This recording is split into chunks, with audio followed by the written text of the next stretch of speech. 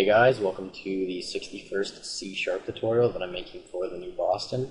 And in this tutorial, I'm going to be showing you how to use the path class. So all you're going to need for this tutorial is a button and a few lines of code. So once you have the button on your form, just go ahead and double click on it. You're going to need to have an open file dialog and an if statement checking to see if the user actually opened the file in the open file dialog. You're going to need to be using the system.io namespace because the path class is located in there.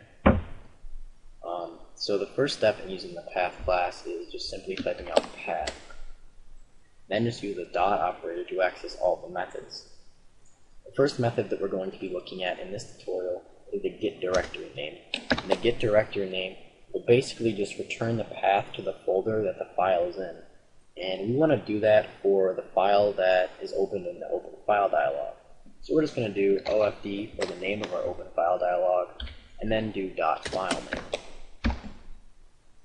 And then we want to use a message box to display the path to the folder that the file is in so that we can see it.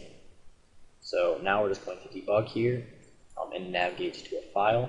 I'm just going to use this text document. And since this text document is inside of this test folder right here, we should get the path to this test folder inside of our message box. Yep. The next method that I'm going to be showing you is the get extension name. And the get extension will basically just return the extension of the file that we open. So when we debug here and open a file, we should get .txt in a message box because that is the extension of this file. Yep. Next method I'm going to be showing you is the get file name, and the get file name will basically return the safe file name of the file, or just this. It'll just return text document3.txt, not the path to the file. Yep, text document3.txt. The next method that I'm going to show you is how to get the file name without the extension. So we'll just get text document3 in a message box. This .txt will not be included. Yep, we just have text document3 without the extension. Another method that I'm going to be showing you is the get full path, and I think this is pretty much a useless method because you could have just used the path that you return or that you pass through here, but I don't know.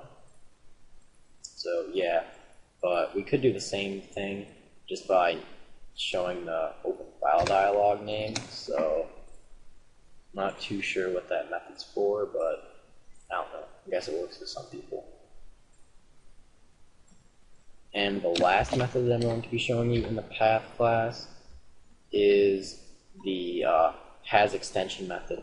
And this method will basically return a bool value to see if the file actually has an extension or not.